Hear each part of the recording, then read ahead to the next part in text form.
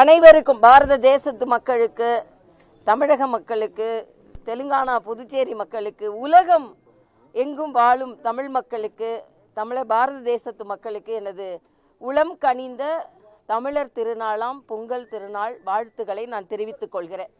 நேற்றைய தினம் மரியாதைக்குரிய பாரத பிரதமர் அவர்கள் நம் தமிழர்களுக்கு டெல்லியில் இருந்து வாழ்த்து சொன்னார்கள். தம்பி முருகன் அவர்கள் வீட்டில் மிக சிறப்பாக பொங்கல் விழா கொண்டாடப்பட்டது.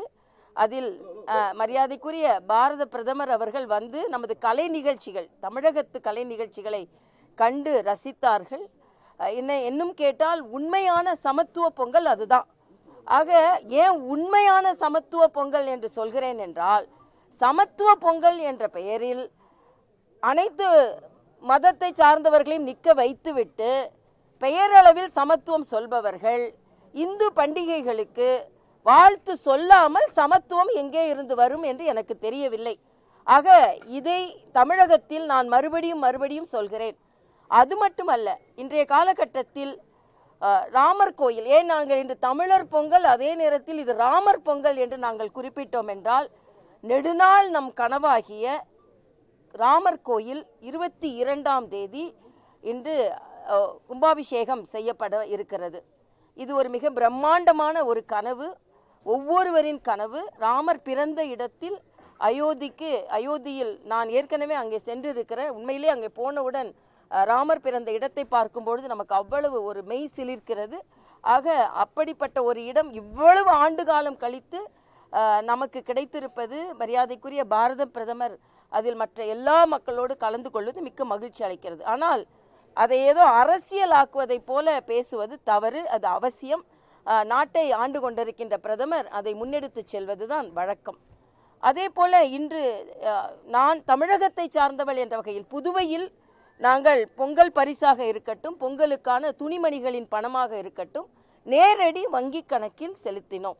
இது எந்த விதத்திலும் சிந்தாமல் சிதறாமல் மக்களுக்கு சென்று சேர்ந்தது. ஒன்று, அவர்களுக்கு எது விருப்பமோ அதை வாங்கி கொண்டார்கள்.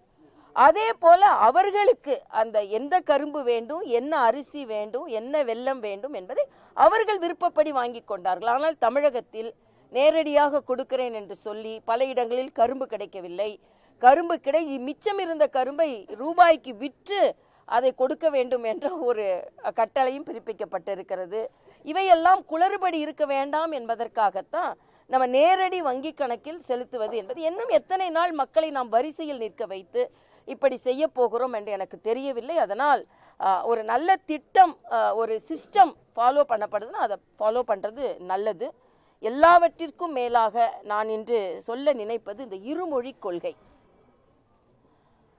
இருமொழி கொள்கை என்று சொல்லிவிட்டு மரியாதைக்குரிய முதலமைச்சர் அவர்கள் இந்தியா கூட்டத்தில் அவர் பேசும் பொழுது கூட பக்கத்தில் அண்ணன் TR பாலு இருக்க வேண்டி இருக்கிறது, இல்லைன்றால் சகோதரி கனிமொழி இருக்க வேண்டி இருக்கிறது. எந்த டிரான்ஸ்லேஷனுக்காக அவங்க இருக்கிறாங்கன்னு எனக்கு தெரியல.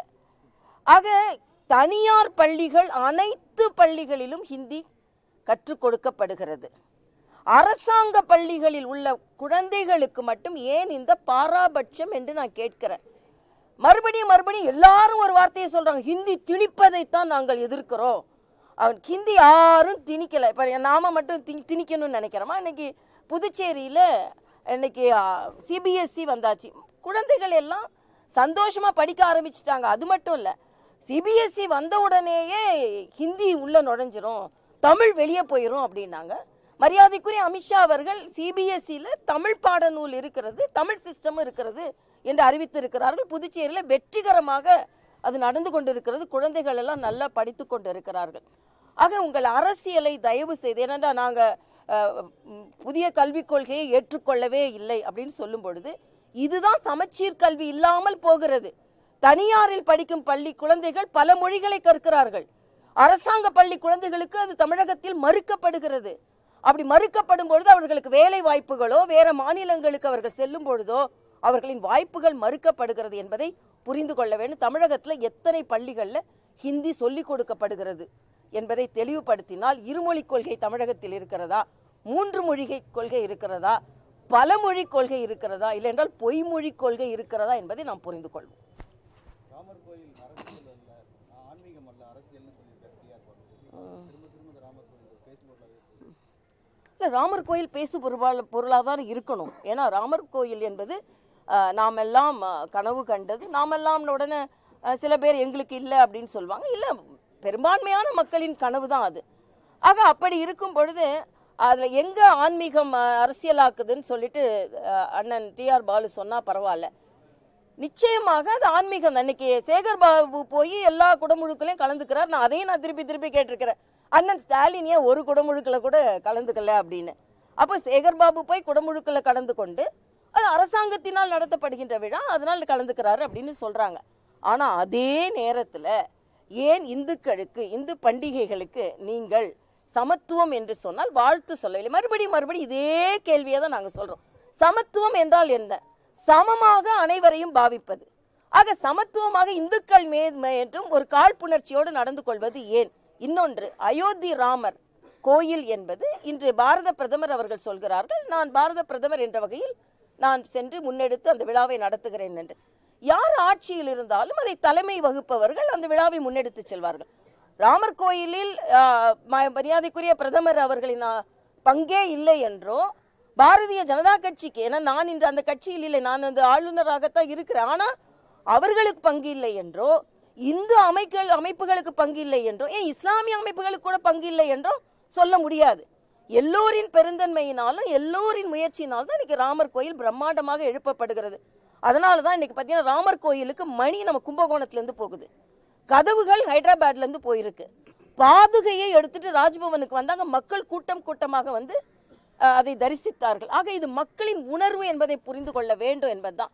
என்ன கேட்டா, ராமர் கோயிலுக்கு நாங்க வந்து சாமி கும்பிட மாட்டோம், ராமர் கோயில் விழாவிற்கு நாங்கள் வரமாட்டோம் என்று சொல்வதுதான் அரசியலை தவிர, வருகிறோம் என்று சொல்வது எப்படி அரசியலாக முடியும்? அப்போ யார் அரசியலாக்குறா? ஒரு கோயில் கும்பாபிஷேகத்துக்கு கூப்பிடுகிறார்கள், வர வேண்டியதானே. வரலன்னு சொல்றதுதான் அரசியலை தவிர, அதை நடத்துகிறோம் என்று சொல்வது அரசியல் இல்லை என்பது எனது கருத்து. இல்ல, இன்னைக்கு 2 சமய பெரியவர்கள் மரியாதைக்குரிய பாரத பிரதமருக்கு அதுல பங்கு இருக்கிறது, அதனால அவர் கலந்து கொள்ளலாம்னு சொல்லுகிறார்கள். ஏன்னா அவர்களுக்கு மாற்று கருத்து இருக்கலாம். எல்லாரோட கருத்தும் ஒருமித்த கருத்துன்னு நம்ம சொல்ல முடியும். இப்ப நம்ம தமிழக மன்னர்கள் எல்லாம் நாம போற்றி பாதுகாப்பது, இன்னைக்கு ஏன் ஆன்மீகத்தையும் தமிழையும் பிரிக்க முடியாது என்று சொல்கிறோம் என்றால், தமிழகத்தில் உள்ள அத்தனை அரசர்களும் கோயிலாக கட்டினார்கள். இன்னைக்கு ராஜராஜ சோழன் கட்டிய பெரிய கோயில், அதன் கும்பாபிஷேகம், அதன் விழாக்கள் இல்லைன்னா ராஜராஜ சோழன் தான் கலந்து கொண்டிருக்கிறார். ஆக ஆன்மீகத்தை என்ன சொல்ல போனா, அண்ணன் சேகர் பாபு இது ஆன்மீக அரசியல் சொல்றாரு, அதான் எனக்கு சிரிப்பு வருது. ஆன்மீக அரசு என்று சொல்கிறார், அதுதான் சிரிப்பு வருது. என்னைக்கு இந்துக்களுக்கும் தீபாவளி, விநாயகர் சதுர்த்திக்கு வாழ்த்து சொல்கிறார்களோ அப்பொழுதுதான் இது சமத்துவ ஆட்சி, அப்பொழுதுதான் இது ஆன்மீக ஆட்சி. அதைத்தான் மக்கள் புரிந்து கொள்வார்கள் என்பது எனது கருத்து.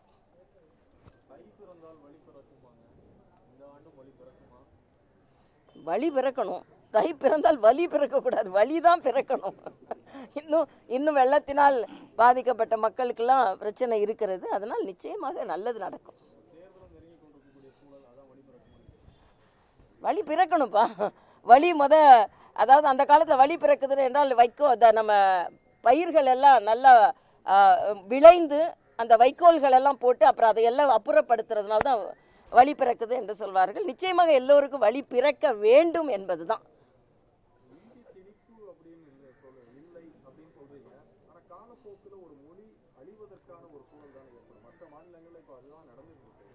இல்ல இல்ல இல்ல, இதுதான் நாம செய்யற தப்பு. தமிழ் வாழதான் செய்யும். அதே மாதிரி இன்னொன்று நான் சொல்ல வேண்டும். இப்போ வந்து சமத்துவ பாடல் என்று பள்ளிகளில பாட வைக்க போறோம் அப்படின்னு ஒரு சில கவிஞர்களின் பாடல்களை என்று சொல்கிறார்கள். பள்ளிகளில சமத்துவம் சொல்லி கொடுக்க வேண்டும். பாரதியாரோட பாட்டு, நீங்க ஜாதிகள் இல்லையடி பாப்பா என்ற பாடலுக்கு மேல சமத்துவ பாடல் என்ன இருக்கிறது? அதனால மறுபடியும் சமத்துவம் என்ற பெயரில் இந்து மதம் அல்லாத ஒரு நம்பிக்கையை புகுத்துவதை நாங்கள் எதிர்க்கிறோம் என்பதை நான் தெரிவித்துக் கொள்கிறேன். அதே மாதிரி மும்மொழி கொள்கை என்பது ஒரு ஹிந்தி படிப்பதனால் இன்னைக்கு தமிழ் அழிந்துவிடும் என்று நினைத்தார்கள் என்றால் தமிழை இதைவிட அவமதிக்க முடியாது. இன்னொருவரை நான் கொண்டாடும் பொழுது தமிழ் வாழும் என்பதுதான் தமிழ் மொழிக்கு இருக்கின்ற என்றும் இளமை மாறாதது. இளமை என்றும் மாறாததுதான் தமிழ் மொழி. ஆக இன்னொரு மொழியை கற்றுக்கொள்வதன் மூலமாக தமிழுக்கு பங்கம் வந்துவிடும் என்று சொல்வதே தமிழை நாம் எந்த அளவிற்கு மதிக்கிறோம் என்பதுதான் என்னை பொறுத்த மட்டில் இன்னொரு மொழியை மதிக்கும் பொழுது, இன்னொரு மாநிலத்தை மதிக்கும் பொழுது தமிழ் வாழும், தமிழ் வளரும். நான் அடிக்கடி கம்பராமாயணத்தை ஒரு உதாரணம் சொல்வேன். இன்னைக்கு கம்பராமாயணம் நம் போற்றி பாதுகாக்கக்கூடிய ஒரு மிகப்பெரிய பிரம்மாண்டமான ஒரு இலக்கிய நூல். ஆனா அது கம்பர் வடமொழியை தெரிந்து வால்மீகியை படித்து அது நமக்கு தேன் சொட்ட சொட்ட தமிழில் கொடுத்திருக்கிறார். ஆக பல மொழிகளில் தமிழ் மொழி நூல்களே பல மொழிகளுக்கு போக வேண்டும் என்றால், பல மொழி நூல்கள் தமிழகத்திற்கு வர வேண்டும். இன்னும் தமிழ் மொழியை பற்றி பல மாநிலத்தை சார்ந்தவர்கள் கற்றுக்கொள்ள வேண்டும் என்றால் இங்கே ஹிந்தி படித்து அதன் மூலம் தமிழை மற்ற மாநிலங்களுக்கு எடுத்து செல்லலாம் என்பதும் எனது கருத்து.